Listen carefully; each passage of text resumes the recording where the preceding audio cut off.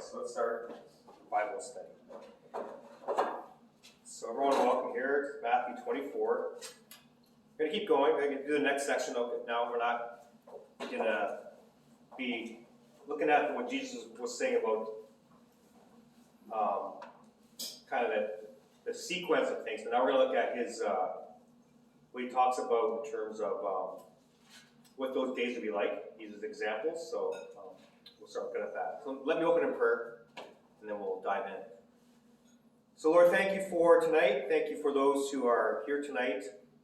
And just open up your word to us that we can understand what you wanted to say to your disciples 2,000 years ago and to us even today, those of us who follow you.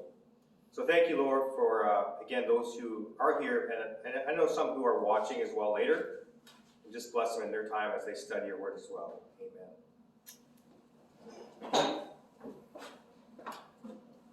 All right, so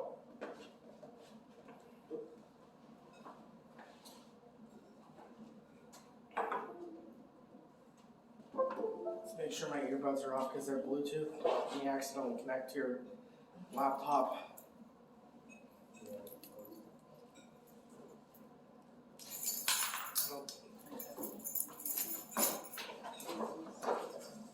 So just a quick review of last week.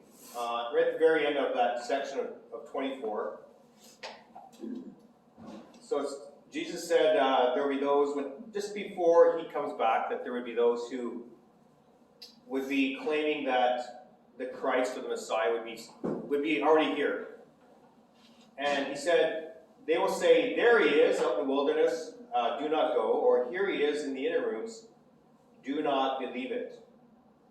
And this is why. This is why he's saying, don't believe it. If someone says the Christ, the Messiah, the Savior of the world is in a house over there, or a kingdom, or is out in the wilderness, because when the Lord returns, it won't be like that. It's not going to be a baby in a manger. It's going to be a universal, visible thing. He says, for as lightning that comes from the east is visible even in the west, so will be the coming of the Son of Man. You're not going to miss it. You're not going to miss it at all. And then he says, wherever there is a carcass, there the vultures will gather. So he's saying when the Lord returns, the situation is such that those who are his enemies will die. There's going to be bodies everywhere who are those his enemies. He's going to destroy the Antichrist that is coming. And we could go into that whole thing, but basically, it's almost like they're waiting for him, like with an army. It's hard to imagine that someone would think they could take on Christ. But that's kind of the idea. If you look through Daniel, it talks about him doing that as well.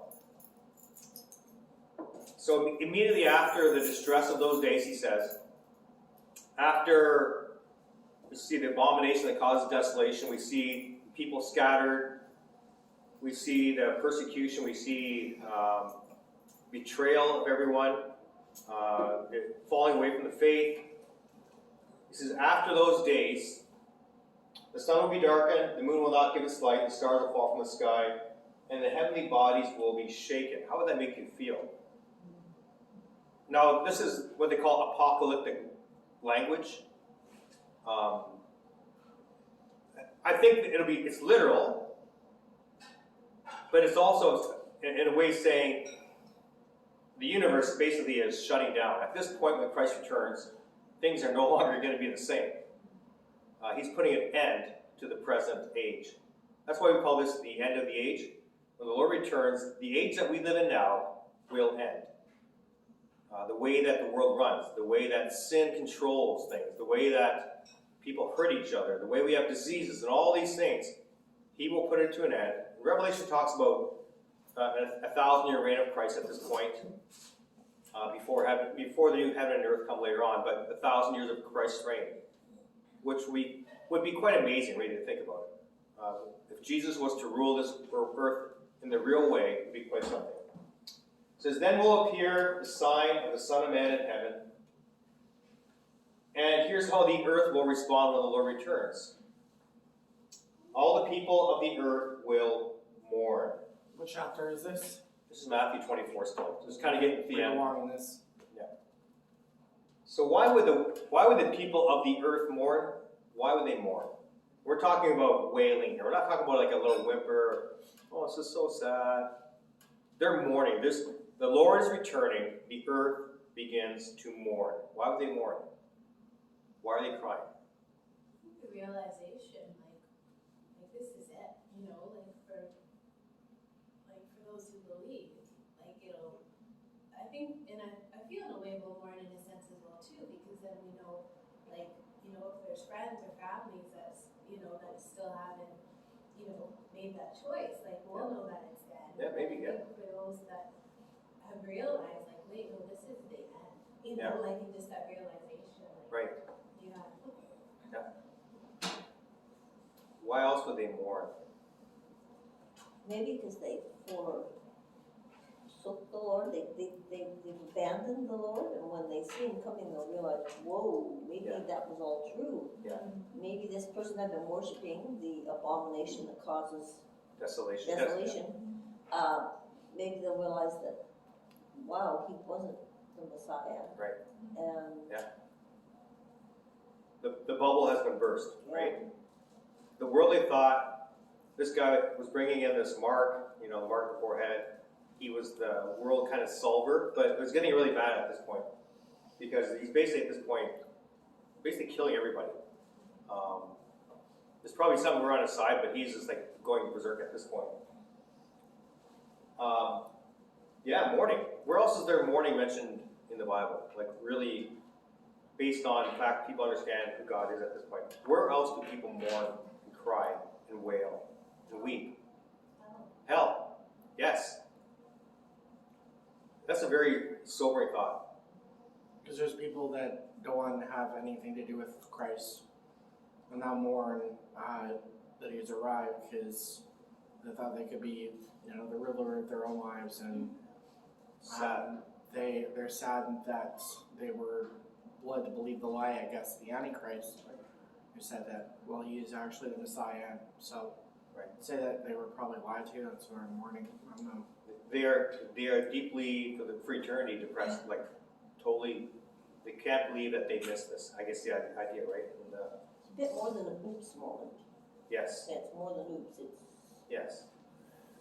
They will never stop mourning. They will never stop crying. Horrible thought. I can't even imagine that thought. They will realize they were, like, what a horrible mistake I made to reject whatever God gave me in terms of believing in him. They rejected that. And now they have to live with that consequence. It's God's free gift, a gracious gift. And yeah, it'll be horrible. But they're mourning because they see the Son of Man coming on the clouds of heaven. I can't imagine that sight. And he comes not as a baby in a manger, but with power and great glory. And we don't understand what it means, the glory of Christ. We don't understand it. We read about it, we believe it.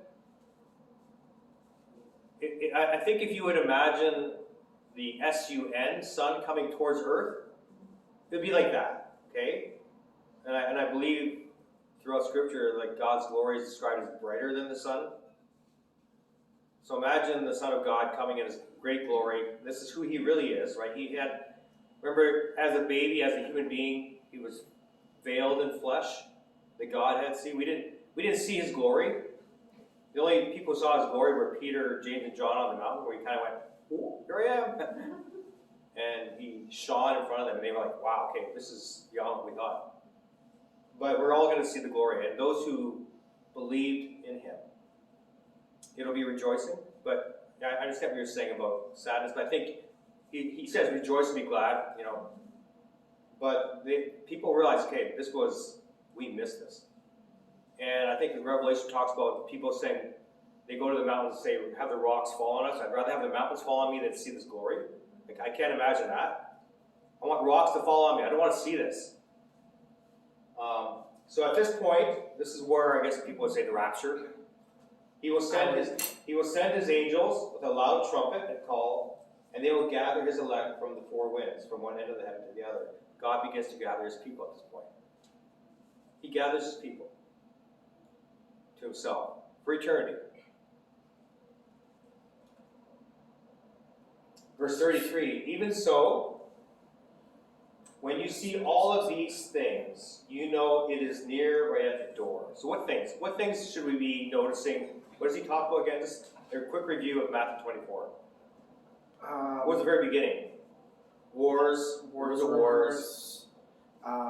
Earth pains, like birth pains, Yep. and Earthquakes, famines, False Yep. prophets. persecution, prophets, false messiahs, false prophets. The abomination that causes desolation is the big one. there's an increasing amount of work salvationists and false prophets and people in the TV, televangelists. There'll be more and more of that during Oh, sure, the last for days. sure. There will be, I think, he said that you'll be handed over to be persecuted and put to death, and you'll be hated by all nations. So the church, the people of God, will be hated because of Christ. Many will turn from the faith and will betray and hate each other. That's going to happen. You're going to have people who maybe not here at Tabernacle Baptist, but the churches of that time, as they are told, you can no longer worship Christ. You have to worship this guy. People are going to walk away. There's going to be some in the church who won't. Of course, they're true believers. You're going to have people betraying each other. You're going to have people saying, you know what, that person's a real believer, and they're in their home reading their Bible still. And those were once maybe your fellow churchgoers. Because now the reality hits, they're not going to give up their life for something they never believed in. And that's it's going to happen. Now this stuff, this is like extreme. This is the end of the age. I don't think we're there yet. What do you think? What do you think? Could we be there soon? One theory I've heard that the vaccine, which is one thing, I feel like the control that they've manifested over the vaccine with the mandates will be similar to that of Mark the Beast, that they could, and I feel like they are kind of testing the waters to see how far the public would be interested in. If we're at that point, you're right. We may not be at that point yet, but you're right. Who knows, it could be like 20, 30, 40, even 100 years away from now, but But it's people, one thing. Like, that's a there'll good be more point, though. control. Yeah. People, there'll be more riots, and there won't be any peace in the world.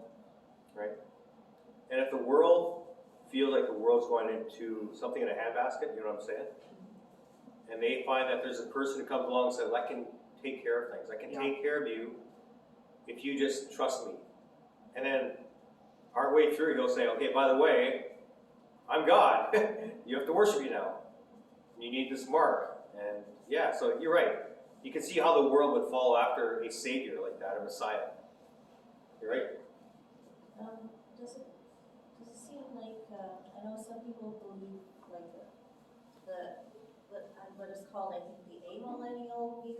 I'm not really sure if that means that, what I think it means is that there have been like little antichrists throughout history, and like, you know what I mean, but never to the point where it's taking over the whole world yet. Right. Like, is that something that is like a valid biblical viewpoint? Amillennial means that there's no 1,000 years. It's just kind of it's kind of like, the whole end time. The last 2,000 years is kind of the whole end time thing. Yeah. So it's not really a literal 1,000 years of the reign of Christ. And I guess it depends how you see. Scriptures talks about 1,000-year reign of Christ, right, in Revelation. So do you take that literally or not? That's where people would have interpretation differences. I do. I don't think Christ is reigning in this world at all yet. He hasn't reigned yet. He will. Is it related to is that the same thing as believing that there have been little antichrists throughout history? Probably would fit in there, I would think, yeah. Yeah. John does say, even now there are many antichrists, but there is still one to come, and there is the man of lawlessness to come. There's one main one. Yeah. Who would you think would be a potential antichrist over the years? Who would you see as one? A name. Like, Hitler. Hitler's the big one people think, I think when he came, people thought this was it. Stalin, yeah, sure. Putin, possibly. He has the ability to take over countries, so. I mean, there's potential for there. He hasn't killed millions of people like Hitler and Stalin did, though. Right.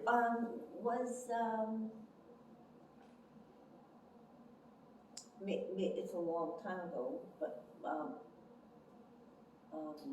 Bonaparte, Napoleon? Napoleon. I think people think there were, people like that had inklings of things like that. He didn't kill that many people, though. They went to war. I'm not sure. Hitler is probably the prototypical kind of guy that the final guy will be like, although he'll be worse than Hitler. Yeah. And what made Hitler so legit was that he attacked the Jews. And Revelation talks about how the guy goes after the offspring of the woman, which is the Jewish people, but also those who follow the testimony of Christ. So Hitler was a prototypical kind of antichrist. There are some more examples, like the big, televangelist movement, like Joel Osteen or Joyce Myers. Like they get to believe masses of people and trick them into believing things. Right. No, they wouldn't be the antichrist. They would be Yeah. maybe false voices for sure. But Yeah. Jim Jones, would he be a false prophet? False Messiah, little M maybe, not a big Messiah. We've always had people that people follow, but the movement hasn't. I mean, they're not usually millions of people. They're often maybe hundreds, thousands, maybe. Caesar, Yeah, the Roman emperors and Caesars for sure were part of the whole system. Yeah. He says, "Truly I tell you." So he's saying, when you see these things happen, it's close. Okay, when you start seeing these things, it's really close. At the door. Kind of like when you have the pizza guy come, right, or pizza girl. You see them drive up. He's close. I mean, you get your money ready because he's at the door. It says, "Truly I tell you, this generation." So which generation is that? Not The Jesus. generation that sees that. Right, not the one that Jesus is talking to. It's the one that sees these things happening. This generation will certainly not pass away until all these things have happened. And then this verse that you probably know well, "Heaven and earth will pass away, but my words will never pass away." So what he's saying here, Matthew 24, he says, it's going to happen. Just know this. What I'm saying here, it will happen. It's not a suggestion. It's not a prediction. This will happen. It's coming. it's the same thing that happened with Jesus being born into the world, him being crucified, dying on the cross, everything that was mentioned, what happened. Prophecy We can is take- incredible fulfilled. Yeah, We you're can right. take God at His word. And there's a lot of things. I mean, his first coming, he could not have manipulated, right? Born in Bethlehem, how he died, what happened after he died. How do you get that orchestrated? You You can't. can't orchestrate You can't. that. No, unless it's been. Yeah. So let's keep going here. Then he says about that day. Okay, so he's talking about now his return, right? About that day or hour, no one knows. Okay, so we know that he's kind of saying, well, if you see these things happen, it's close. But the day of the hour, you do not know for sure. There's going to be some mystery. There's going to be some surprise, right? We'll see that soon. It's not even the angels nor the Son. Now, the Son of God, being himself, at least at this point on the earth, he says, I don't know. Now, will all of a sudden, does he not know in heaven now? I'm not sure. I kind of doubt that, but maybe the Father says, okay, time to go. But he's saying at this point, I don't know. But only the Father. And here's an interesting, now he kind of describes for us what that day, what the world will be like. As it was in the days of Noah. Why is that significant? Things were so bad, like God was like, can't even, it's time to clean this up. What happened in the days of Noah? It's just crazy. Some people have thought that it means transhumanism because of the Nephilim was being associated with the days of Oh, yeah. Right, and we'll get to that soon too, yeah. But I'm just, I'm not sure, I'm kind of on the fence about that. Why is it significant that he talks about Noah here? Because they would have known, like, they would have heard how bad it was. I would think, like, well, I don't know, like, I guess would that have been passed down, you know, so they would know, like. It was written down for sure. They had their scrolls. So kind of as like a context, like, you know, this is how bad it's gonna be. So think about, do most people today believe that there was a flood? Do people in the church believe there's a flood? Some people. Some people don't. Did Jesus believe there was a flood? Yeah. He believed that there was a flood. Okay, so as it was in the days of Noah, now this is him talking, it'll be the same at the coming of the Son of Man. Now here's going to describe what that was like at that point. For in the days before the flood. Okay, so he's comparing before the flood to before he comes. They're parallel. The flood was what? A complete worldwide judgment. It wasn't like a little rain here and people had lost their crops. God wiped out the earth. The world was completely destroyed. And again, depending on whether you believe in evolution or creation, the world that if you look around the world today, you see all the catastrophe and the fossil, witness, the oil, the coal, everything in the world is catastrophe. Something happened in this world. And people could say, well, it got slowly covered by dust, and that's why you have this. Or you can say, no, there was a worldwide flood that destroyed the earth and created this massive chaos. And the world we see now is a result of that. This is what he's talking about, the flood. The flood came and destroyed. For the days before the flood, people were eating and drinking, marrying and giving in marriage. What does that mean? Is that wrong? Their daily lives. It was a normal life. It was just kind of get up in the morning, eat, drink. On Saturday, we had a wedding to go to. Hope it doesn't rain Saturday. May have to do indoor wedding, I don't know. If it rains too much. Is that crazy Noah still working on that boat of his? Reminds me of that movie, Evan Almighty, when they did that, him building the ark and everyone did. I've never seen that movie. It's a really good movie. It's Funny. biblical too. Yeah, they were just having a normal life. I also think they were like partying and not caring. It may have been immorality at one point because there's evidence of like Sodom and Gomorrah somewhere. I'm not sure if that was. Yeah, that would come after the flood. But yeah, it would have been like that for sure. Yeah. There's a belief based on Genesis chapter 1 and 2 that at this point it had never rained. That the earth, because it said at that point it had never rained in Genesis 1 and 2, that the earth was really watered by the constant kind of greenhouse effect. That's a belief that people have, and I think it's legit. So think about Noah building this ark. And it took him 100 years to build. Right? Again, so biblically speaking, if you believe the record, they lived longer before the flood. It was a different world. It was a different atmosphere. 100 years building this large boat. And if there's never been really rain before, imagine the mocking. Imagine how he'd get teased. You're doing what? For why? And it talks about him being a minister, like he was a witness for God for the 100 years he was building. He was basically telling the world, it's coming. It's coming. And I'm sure he got mocked every day. Oh, there's Noah and his sons. Imagine the first drop that hit their head. Imagine the utter fear when things started rising. And that's what he's saying. They were just living life. Just like today, people living life without the thought that God would, there's no way Jesus is returning. That's how people think today. Life just goes on.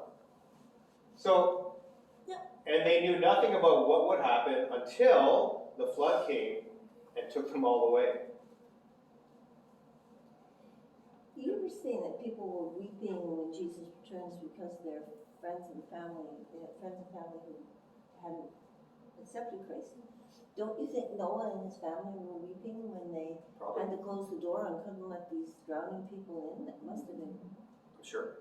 I'm sure they had relatives and like in-laws. Yeah. The sons had wives. They would have had families. They were all locked out. Yeah. Must-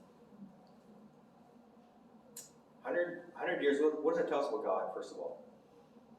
Patient. God's patient. He plans ahead. Yeah. God's patient. Is God patient today? I believe that we are still living in the age of grace, and there is period to I feel like God's giving everybody a chance now to accept Him, because there may have been like not as many people back in the day of Noah that accepted Christ, and Well, there's only 8 on the boat, so that's it.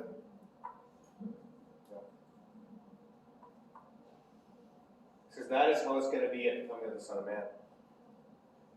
So people, before the Lord returns, eating, drinking, marrying, going to work, wearing their masks. I don't know, it's just going to be normal life for them. I don't think it will be normal life for the believer. I think they'll understand things are happening. Daniel 12 talks about that the wicked will continue to be wicked and they will not understand, but the righteous will understand. We'll get it. Whoever's here will understand. Okay, that guy sitting there in that temple, he's saying he's God. That's probably not a good thing. That's probably a sign things are not going well. And we're being persecuted, churches are being closed down. Yeah, they're going to know. Christians are going to know, believers. But the world's going to, like today, we're trying to solve the world's problems. We'll get it fixed if we can just get to that next level.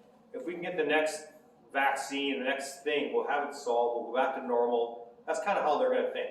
If we can just fix this thing with this guy, we'll be fine. I think that's kind of how it's going to be. I think the Antichrist is going to be seen as the savior of the world. Yeah. And people are just going to be surprised at what's coming because, it's kind of weird how we'll be able to see the end of times and be able to see things. Because we'll have our eyes will be open to it. Yeah, you'll have the Word of God to understand what's going on. Yeah. You'll come to church here and I'll preach about it.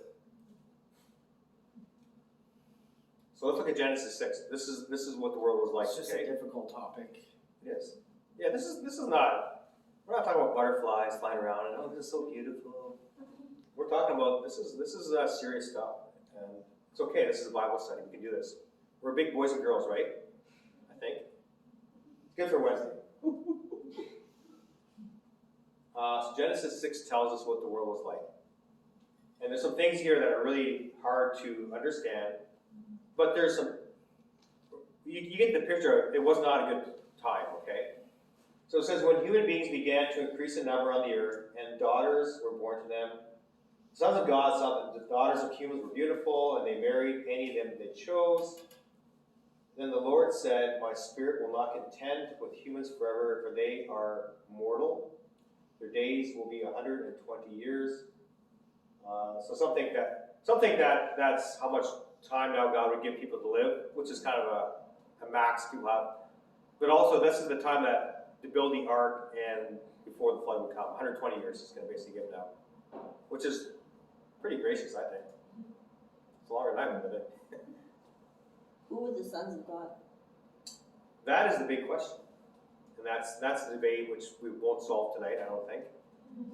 So people think different things. Some people think these are based on the Book of Enoch, that these were angels who took on somewhat human form, I guess, and came and cohabitated with women and had these offspring that were the Nephilim, weird kind of creatures, and Satan's attempt to basically destroy the line of Christ. Others would say that these were human men who were perhaps were just possessed. Sons of God, the term is usually in the Old Testament refers to angels. That's why they think it's that, the sons of God. So it's kind of, that's where that idea comes from. And daughters were born to them, or to people. So you have earthly women and these angelic creatures. Angels can appear as people. You see Gabriel and Daniel very clearly, He appears a man. But can they cohabitate? That's the question, you know. That would be where I'm not sure. But somehow Satan's involved in this, and somehow God doesn't like what's going on. He doesn't like where the world's going. And he's not going to contend with the spirit of, the way the world is going, he's not going to contend with it. He's going to do something about it. There was a preacher, Chuck Missler. Yeah. I guess he's passed away now, but he believed that it was like, that these Nephilim were like hybrids. And Right. he calls it mischief. Satan's mischief. And he says that with the experiments and stuff going on in science today, they're trying to mix human DNA with animal DNA and stuff like that, and that they're trying to do more. They're up to more mischief. That's what he said. But I guess he's passed away now. I mean, I believe that he was a believer in Jesus Christ, and I'm just not sure about his that viewpoint. You know. The bizarre thing about the world that they're discovering as they do more digs is that the world before the flood, they would see it as the flood, but the world, the ancient world was far more advanced than we are. They didn't have the computers we have or some machinery, but some of the things they did are beyond anything we understand. They moved massive stones that our machines can't move. They find tools that are so large that who would use these large tools like this? They find like holes drilled through rock that are completely perfect, like circles. And this is all way back. This is the ancients. So we think of them as cavemen, like, ooh, but they weren't. They were far more intelligent than we were because they were closer to the creation of human beings. God made them good. I'm sure Adam was the smartest guy to ever live. Adam and Eve, like, they just had perfect everything, right? So, we are not evolving as humans. We are devolving. Even though we are smarter in some sense because we are building off the past, we're getting sicker and sicker and dying, and like we're not getting better. And I mean, if you take the biblical record, they lived to be 800-900 years old. They were strong. Some people think, well, before the flood, people were 8, 9, 10 feet tall, possibly. And this is all maybes. But there's a guy, I don't remember his name, but he did the Genesis 6 conspiracy or a book on it, and our online fellowship actually had him come on and talk about it, about the Nephilim. It was really interesting, but it seems like there may have been some infiltration of the enemy or Satan in some of it. well, here we are, the Nephilim. So Nephilim means fallen ones, and can also be, I guess, referred to as giants. So it depends on the circumstance, but it means fallen ones. So the Nephilim were on the earth in those days. Now, what's interesting is, why does he mention this? They must have some significance here. Like, you don't just say, by the way, these guys were here, but it means nothing. It does mean something. And also afterwards. So what does that mean? After the flood, I guess. After they were around. Somehow that kind of person was still around, fallen ones, whatever that means. When the sons of God went to the daughters of humans, and they had children by them. So these are the children. These are the offspring. And they were called the heroes of old, men of renown.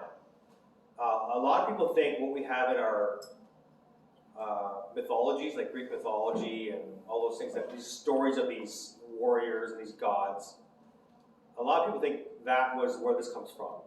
That there was legitimately some kind of either really strong human beings, and we see even people like Goliath, these massive people. Or again, if you take it to the point of some kind of cohabitation with demonic beings, then again, that's where you get this. But these people were just evil. Maybe that's the main point, right? They were just totally destroying the earth. And here's how God saw it. The Lord saw how great the wickedness of the human race had become on earth. And that every inclination, this is the key, every inclination of the thoughts of the human heart was only evil all the time. Wow. That's not good. So these people were just constantly, I mean, they had almost no good in them anymore. This is why God said, I have to stop this. I gotta put an end to this.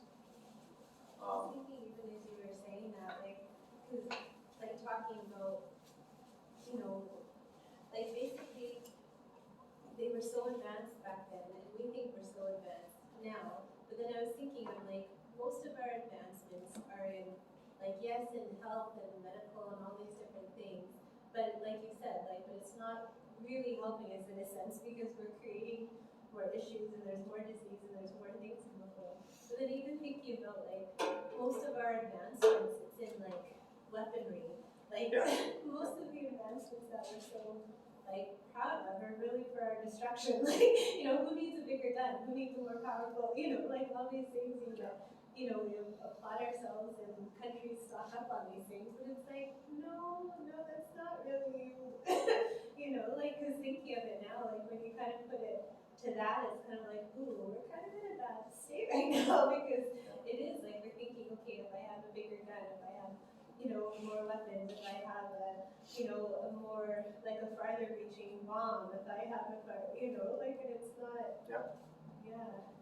And I heard somewhere in the news today that there was a nuclear test offshore hundreds of kilometers away or something like that, and it was registered as an earthquake somewhere, like in Virginia or somewhere, I think in the eastern states. Oh. They said it felt that there, so our technology is becoming quite advanced, and it's kind of scary at the same time to see how advanced they were back then. So Yeah, I think they were far more advanced than we understand. it's just like something out of like and a so where did they get that sci-fi movie or ability something. to do that? There was much more going on before the flood than we realized. There really was. And And again, they're starting to begin to see the evidence of that. well, even like the things we see, like the pyramids. You know, many think, well, that was just slaves taking rocks up in Egypt. I think now they think it's well before that. So how do you get these massive rocks to the top? Seriously, how do you do that? Impossible. We can't do it today. What kind of crane do you need to get those rocks to the top? They thought they could building ramps up. But that's still, these rocks are massive, huge. It's one theory to think of because as a kid growing up, I was always raised to think that it was a teamwork of people raising blocks and creating diagonal shapes, but they had to have had way more advanced tools. They were so much more advanced than we think now. Is our world heading this way? Like I can't even watch TV right now without seeing some kind of evil imagery or topic that's ungodly. Like the only thing I can seem to watch is kids shows. Even then, They're there's pretty scary. stuff. There's a bunch of them that are pretty scary. So let me, like, every inclination, every kind of bent towards anything, every thought about something, of the thoughts of the human heart, so that the heart means like you're thinking, how you feel inside, was only evil all the time. So it would have been like when you woke up and You're constantly thinking, how can I fulfill my evil desires? Kind of. I mean, think back in the the. opposite of And what I don't think Christians- evil means necessarily you want to go and kill people. No. Evil is just selfishness, Yeah. self-centeredness. We've become an extremely self-centered society. You just get a bunch of people on a highway or like a rush hour traffic. What are people like? Even that, I mean, you kind of like, I don't want to offend anybody here, especially in the States, right? You get shot. Yes, maybe there was a lot of like sacrifices like to false gods. Sure. A lot of, because I mean that stuff happened after the flood, so it probably happened before the flood. It's probably a very violent world at this point. Yeah. People are, yeah, it's a very violent world. There would probably be, stuff we hear in the news about, shootings and, like immorality. It would be multiplied. I can't imagine how that would have been. Well, if you think about it, if the Lord at that point said, this is it, I'm ending it now, we're not there quite yet. It was worse than now. It was at the point where he said, that's it, I'm done. And I've given them a chance, 120 years warning. So, So now back to Matthew 24, we'll end off with this soon. He says, this is how it'll be. This is when he returns, this is kind of the idea. And you've probably seen the movies Left Behind, right? This is kind of where it comes from. Two men will be in the field. One will be taken, the other left. Right? So, hey, Joe, how's it going? Joe, where are you? Where'd you go? Yeah. Or you'd be meeting for coffee and the person would just start talking and was like, where did he go? Two women will be watching TV, grinding with the handmill. Do you guys, who's ever ground with a handmill? Have you, Donna? No. Okay. Well, pestle, a mortar and pestle. So I never used a mortar and pestle. Two women will be making, I don't know, what do women do? Everything. I'll probably be We only cook and knit. Yeah. Two women will be doing everything together. One will be taken, the other left. Where are they taken? Like, what is it? Like Star Trek? Beam me up, Scotty? What's going on? That's what my pastor Rest and suggested. relaxation. Have you seen the satire, This Is the End? No. It's like, has like basically every celebrity actor in Hollywood in it, Oh yeah? and it's just like, it's based off the end of the world, and just That'd be kind of suddenly interesting. like, there'll be a giant like crack in the earth, and people falling in like Rihanna, and and then there'll be those people who will just come in like light beams that look like aliens, and then they're going up in them, and they're, Aliens is an interesting concept. no, but it's not aliens, Oh, like okay. it is God, that's what Okay. they say it is. Beam me up, I think- Scotty, But it is and a then satire. Scotty. I seem to think it's like that Left Behind movie where kids start disappearing. It'll be like that with like the kids and the believers. There's going to be, I mean, we saw before, the Lord's going to return, and he'll send forth his angels, and they will gather his elect, right? And the idea is, I mean, Paul talks, and we'll be taken, I think I have it here next. First Thessalonians 5. You know very well that the day of the Lord will come like a thief in the night. Okay, so a thief in the night is unexpected, right? It's like, boom, here it comes. You don't plan for a thief, like, hey, welcome here, plan to rob me, go ahead, I got some cookies for you. That sounds. Santa Claus. While people are saying, this is what the world's going to be saying, okay? Just like before the flood, peace and safety, we're good. Why would they say that? Because here's this Antichrist guy Is being peaceful. taking care of the world, things are good, we got the mark, we got our food, we got everything. Just got to get rid of those Christians, get rid of them, and we're fine.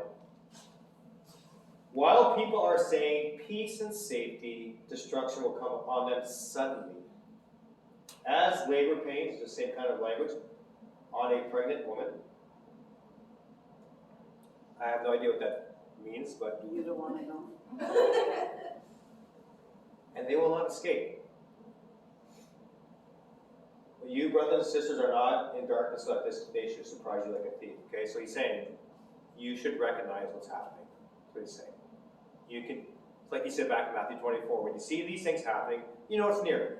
Right at the door, this generation will not pass away. I have a question. Should we be like trying to live our lives and be productive before the Lord comes? Because I know people say to keep watch. That's next week. But some people I know. That's what he talks about next after that, yeah. They think that we should still be serving God or being watched You all should the be time. serving God all the time before, yeah. The idea, the next couple of parables he tells about, like the virgins waiting with the oil, and those who have given talents. The idea is that you're working and watching at the same time. It's like I used to work for a farmer, and I worked in the tobacco fields, which is really weird for a person who was against smoking, but it was good money. So we would work in the tobacco field, and you're in those leaves, and you would never know if the farmer was coming because the plants were so high. But you'd see all of a sudden his dog would run up the aisle, and oh, he's here, he's here. So, but you wanted to be working because you knew the farmer was coming, right? So that's the idea. You work, but you keep your eyes on the fact that you know the Lord's coming soon, or at some point. And that's how the Christian So lives we their life. shouldn't be ashamed of just coming. Right. Oh, that's it.